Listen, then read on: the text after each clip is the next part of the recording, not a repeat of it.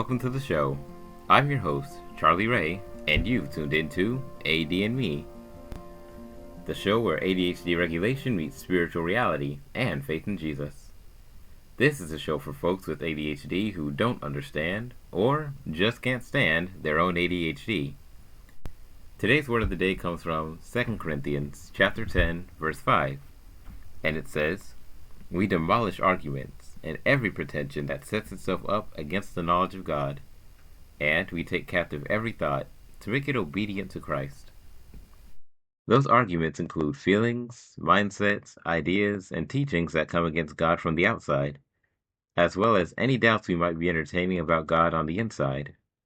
So really, everything and anything that comes from the enemy of our souls. Controlling our thoughts is not an easy task. Controlling one's emotions is, with practice, a little more manageable.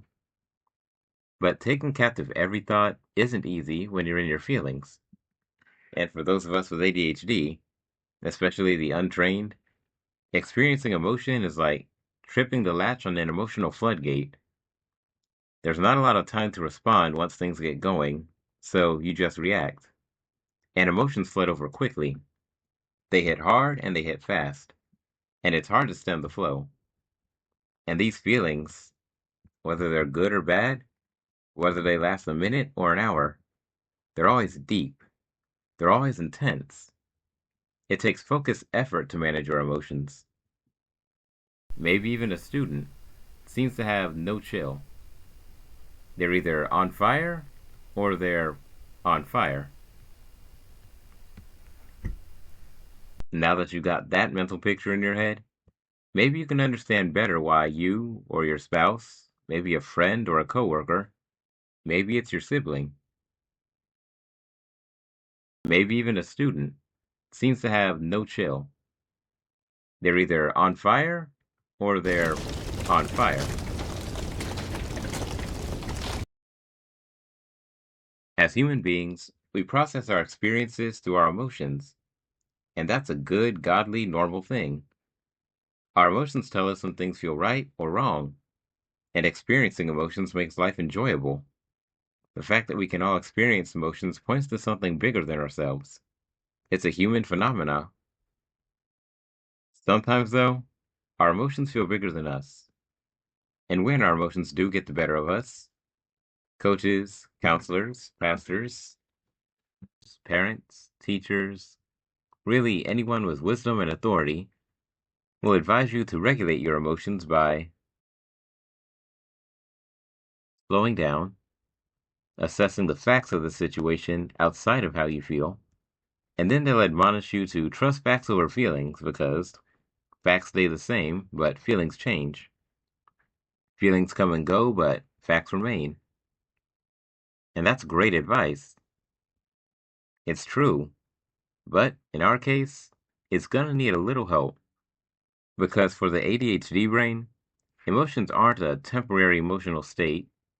They're more like a state of being. It's an all or nothing kind of feeling, no matter what emotion it is. If you're not feeling that emotion deeply, then you're not feeling that emotion. That's the ADHD experience.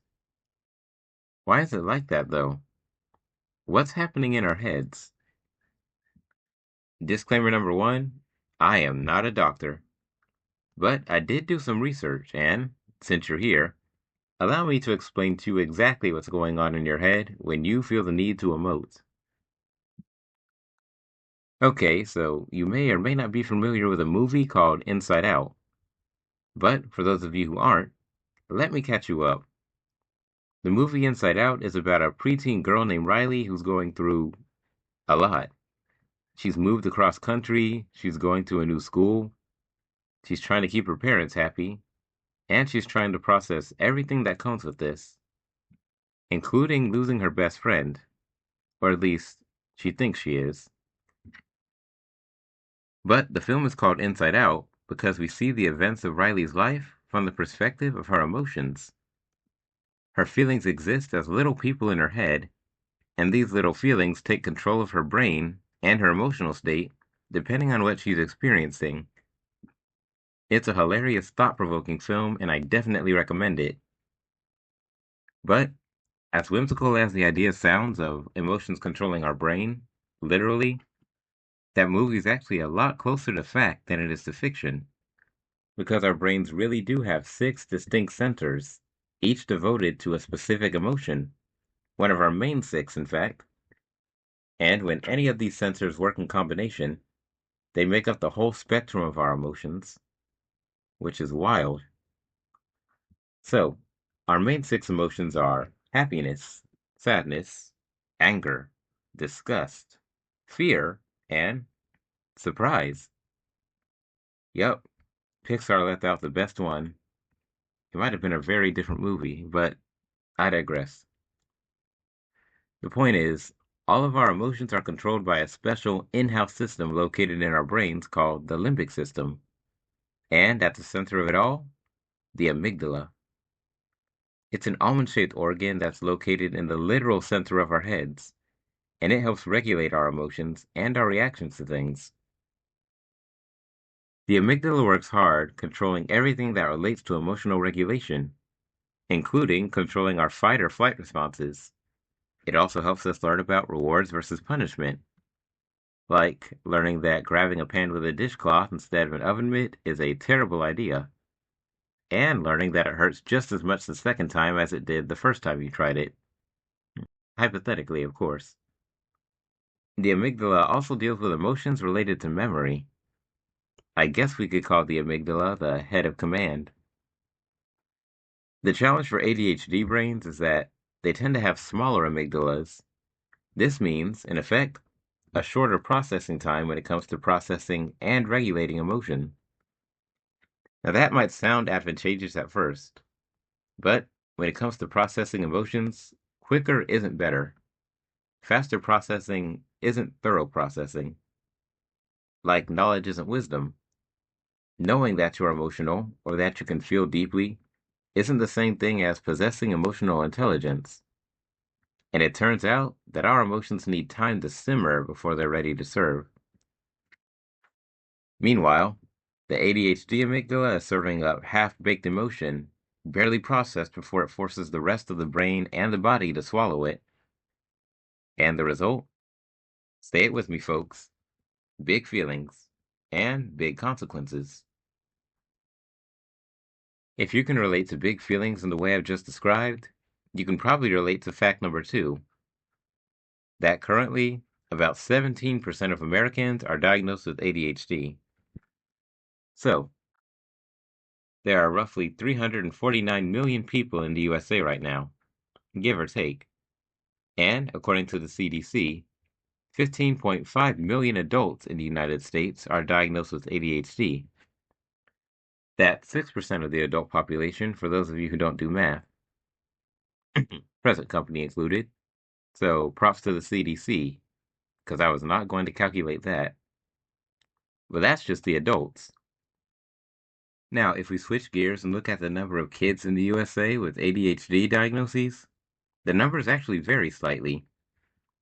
Some websites, like QBTech, a website that advertises objective ADHD tests, reports that the rate of ADHD in American children is 14% in boys and 8% in girls as of 2025, which they round to 11% of kids in the USA today. This study also claims that it's getting easier to recognize and, I would assume, treat ADHD.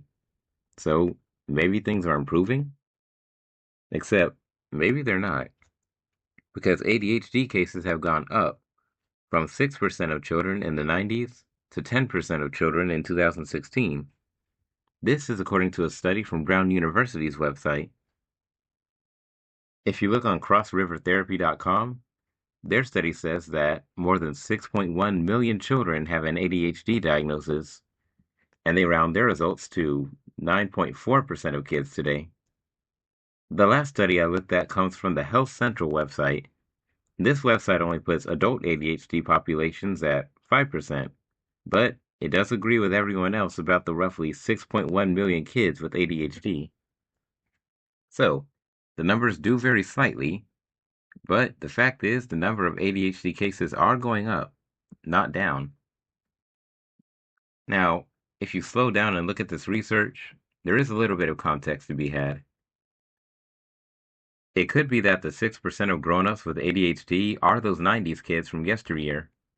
After all, time waits for nobody and things change. People get old.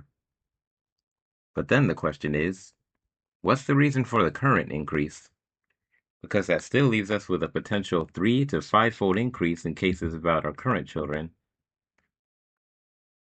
Some studies suggest that the reason for the increase is because there's less stigma about having ADHD now. People are more likely to report their symptoms and get treatment. Another reason given is that ADHD isn't defined like it was back in the day. That condition is no longer just a hyperactive thing, and it's no longer just a boy's disease. This goes back to there being less stereotypes and more research. We've all got our theories, and personally, I blame technology, at least partially, but that's a different rabbit hole, so let's get back to the topic at hand. You've seen the numbers, and you've got the stats, but why do these potentially boring numbers matter? Well, they matter because feelings color our reality. They tell us a story. And the story we're being told now is that 17% of Americans feel their emotions at a level 7, while everybody else is feeling them at a level 5. 17% of people in the USA, adults, teens, and children, can relate to struggling with something called emotional dysregulation. Now, let me give you a few scenarios and ask yourself, does this sound like you or someone you know? You've been told you're sensitive. Someone says something to you, and in your mind, it's no big deal. But you find yourself suddenly bursting into tears or getting angry, angrier than you need to be, and you're upset over it later because it was embarrassing, even unnecessary, you feel. You should have just brushed it off, but the mood just took over.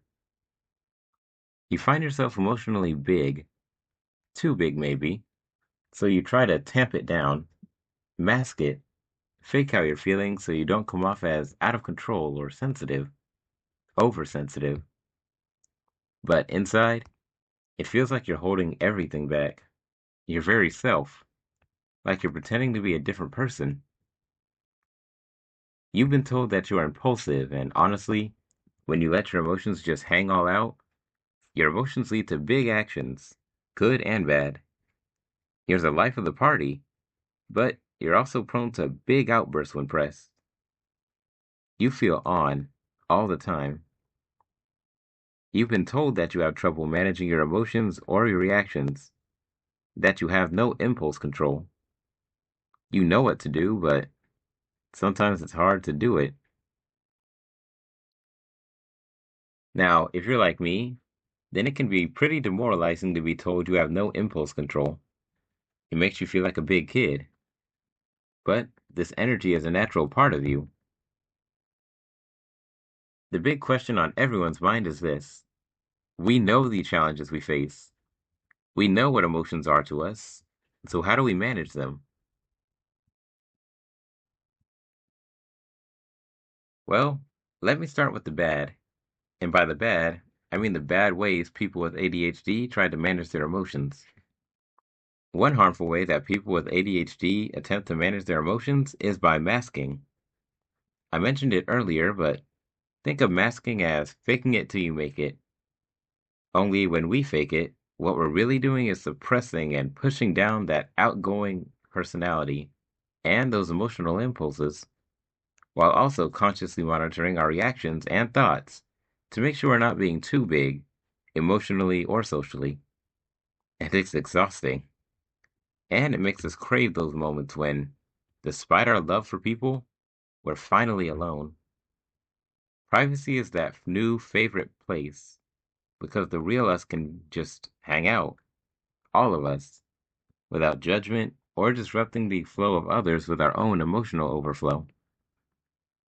So, does masking work? Well, sort of. It functions. It's the perfect lie to make you seem normal. But the cost is emotional burnout because the real you is stuck behind a facade of control, or what you think is control. Honestly, you might just be really putting people off. But the problem isn't your personality, it's your behavior. As you take steps to manage your behavior, your self-perception might change, but you're still you. That's just a part of growth. And the good news is this: emotions are difficult to regulate, but not totally uncontrollable. And there's good parts about ADHD too. As I said, that outgoing personality is certainly a benefit. The key is learning healthy coping mechanisms and habits. Some of us were fortunate enough to have parents or people in our lives who taught or raised us with these habits. Others of us had to learn them on our own when we were adults. Or, if we refused to learn them as kids, we had to relearn them later in life. With that being said, here are a few habits that I've used to regulate my emotions. Number one, start the day with positive thinking. Now, if you just cringed when I said that, me too. Because when someone says, think positive thoughts, the idea of positive thinking sounds like magical hogwash or extremely impractical. But I'm not talking about a nebulous rainbow energy field that denies reality. I'm talking about being grateful, being thankful, meditating on things that actually induce positive thinking. Love will carry you a lot further than fear. A lot of folks with ADHD will try to use fear to dope up our dopamine receptors and get our butts moving. But that doesn't exactly work well outside of contained environments. And in the meanwhile, it ruins your nerves. It darkens the soul because it biologically lessens your ability to trust, or to even trust the impulse that is trust. So, if you really want to regulate your emotions, if you really want a positive thought life, talk to God in the morning. Take advantage of that quiet before the rush and just listen. Remember when I mentioned that privacy is the thing we seek? Well, instead of checklisting on the what ifs and if onlys at 6 a.m., 7 a.m., 9 a.m., let God's love, your love for others, and the love from and for other people increase your long-term motivation to do good. The morning is the best time to pick a mood for the day because it is a total game changer for regulating your emotions. Choose a mood and stick with it. If you choose to get out of bed and complain, don't be surprised if you set yourself up for a fight later. But if you choose to be fascinated at the raindrops, you won't mind so much if you are being ankle deep in mud. That may sound like a metaphor, but that actually happened to me this week. Speaking of water, my second point is hydration. Hydration, hydration, hydration. Forgetting to eat is a common ADHD symptom, and it gets talked about a lot. We hyperfocus and forget the world around us. But personally, I forget to drink more than I forget to eat. Water doesn't have much flavor. Can anyone else relate to that? Sometimes you're grumpy because you haven't eaten, but sometimes you've eaten enough and you're still dragging. It could be that you're dehydrated. And whether you're hangry or dehydrated, such people are just moody people. That's just the way it is. So, schedule your hydration. If you aim to drink 8 glasses a day, put it on a calendar. Put it on your phone. Use a timer. My third point is targeted exercise. Have you seen preachers who can't sit still, but they seem to get more compelling or more invested the more they pace around? Or look at performers and comedians. They seem to get funnier when they begin to act up and move. It's the same concept. I do my best rehearsals when I'm pacing around after I've read my scripts. As goes the body, so goes the mind. And by exercising at the start of my day, and really, you only need 30 minutes, you get a boost of energy and focus, and it helps to regulate your emotions by putting out good endorphins. It also helps regulate your confidence, because even the thought that you accomplished something that day improves your mood, which points back to our first point about positivity. My last point about emotional regulation management is manage your environment, not just changing where you're at, but monopolizing on it, controlling what you can and leaving what you can't with Jesus. Now, when I talk about environment, most people assume I'm only talking about the physical surroundings or the people or places they interact with on a daily basis. What are some systems I use?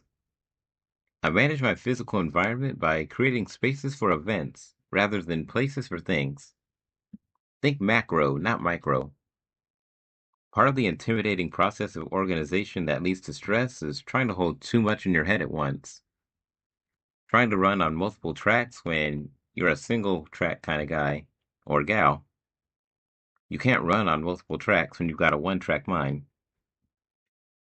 So instead of trying to organize your desk into 10 or 20 different sectors, each for a designated item or space or place or thing, count the whole thing as part of your office or art space.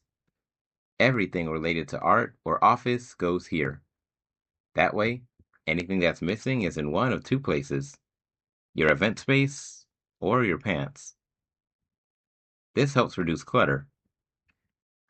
Secondly, when I'm working, I designate a quiet place and a time to work.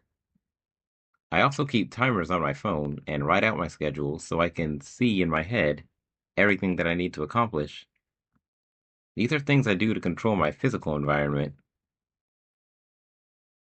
But have you ever considered your spiritual environment? I'm not even talking about spiritual warfare here.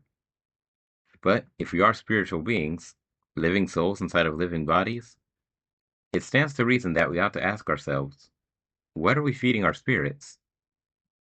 When most people think of managing their environment, they usually just think of the physical. But consider the ecosystem of your soul. Have you sat down, assessed your heart and your mind, and done an inventory of what's riding on the inside?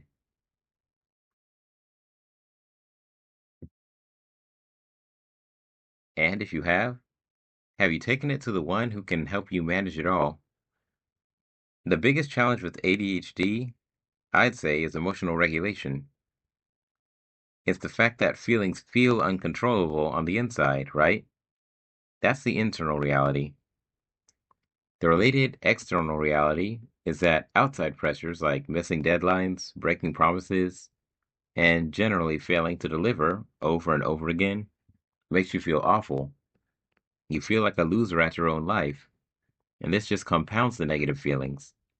And because of that emotional dysregulation, the way we express those big negative feelings can be undesirable. It makes us feel unreliable, look unreliable, and it affects our relationships. How does recognizing the spiritual reality of things help you to manage your symptoms? Well, I've learned something about God and emotions. Encountering God affects your mental state because you receive His emotions and His presence. So, here's how God handled what He never took away. 1. Peace and joy. When I sought Him, He gave me Himself.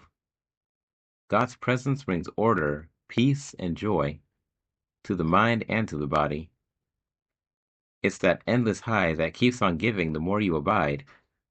That's enough to keep you positive. It was enough to keep me out of something I'd laugh at if you ever told me I'd experience it: depression. 2. The hardest battle, emotionally and socially, that I face is leaning on my own impulsive understanding.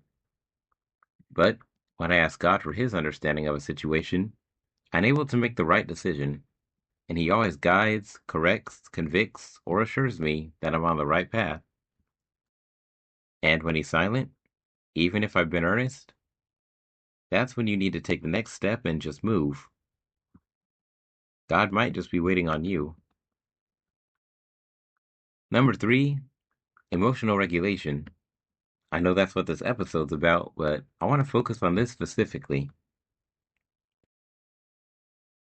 When I'm in my flesh, when I'm in my feelings, my emotions fly out the handle. I'm still prone to snap judgments and accusations occasionally, and because of that, I need the church, Christ's body, to temper me.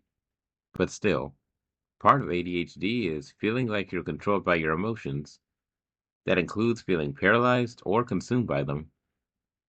God's presence makes a difference because He puts my emotions in perspective. He doesn't just train my eyes to see beyond what I feel, He gives me His vision so I can see what I'm feeling in the context of God. That helps me regulate whether it's all that serious or not. Also, my emotional locus is Him, so I don't have to worry so much about what others think, which lets me relax and just be, knowing that everything else I can put with Him. Another thing God gives me for emotional regulation is He helps me focus on His simple promises. We don't exist or feel in a vacuum. We're affected by others around us, and we affect them too.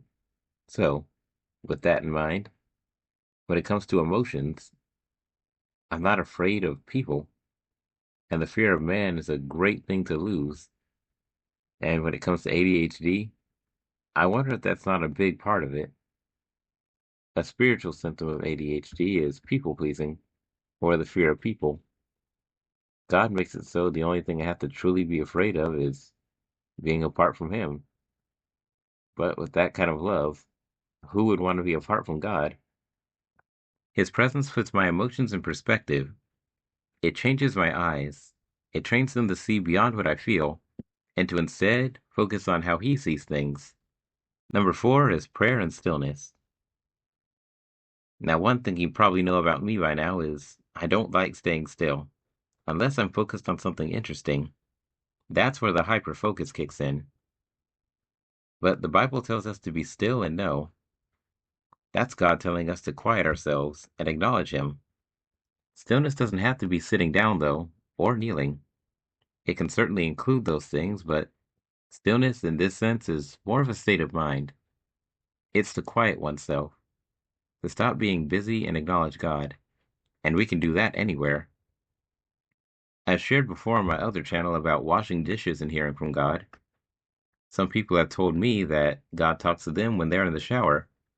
Others have said that they hear God when they go on walks or garden. I don't know who coined the term, but this phenomenon is known as contemplative prayer, since, as one contemplates while doing a task, they also talk to God.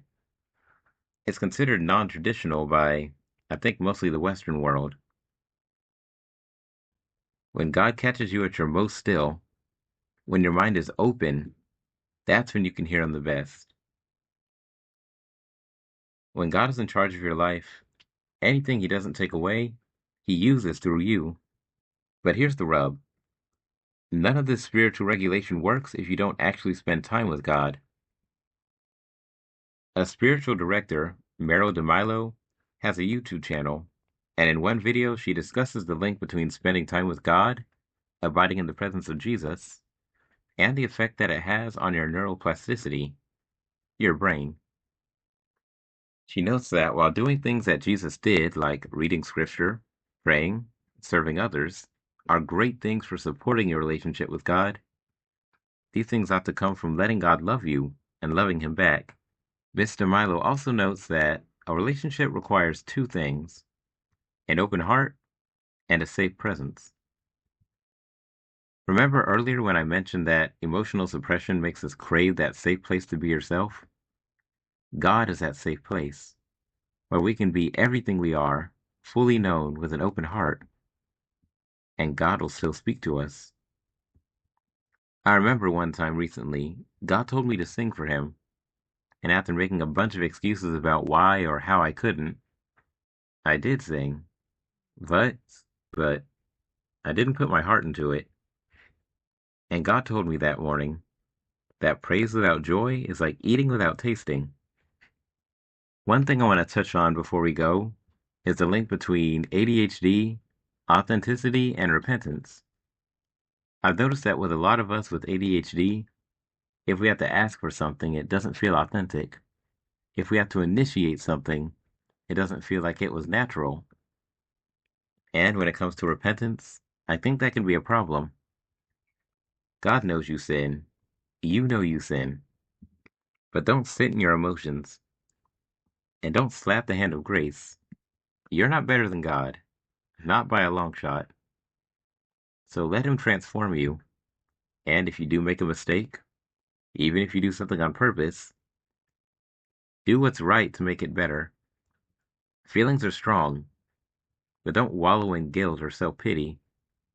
Instead, the true honor is not self-punishment, but living better to heal what you've broken. And you can do that in concert with God. Just because you don't feel transformed doesn't mean you need to stop and wait to obey what He's already told you to do. As Jesus told Peter and the crew, you are clean because of the words I've already spoken over you. So, emotions have their ups and downs, but with God and practical steps, you can manage them. And that's our show. Feelings, facts, faith, and me. And now, hopefully you too. Drop a comment, like, or share with others who you think could benefit, and I'll catch you next episode on AD and Me.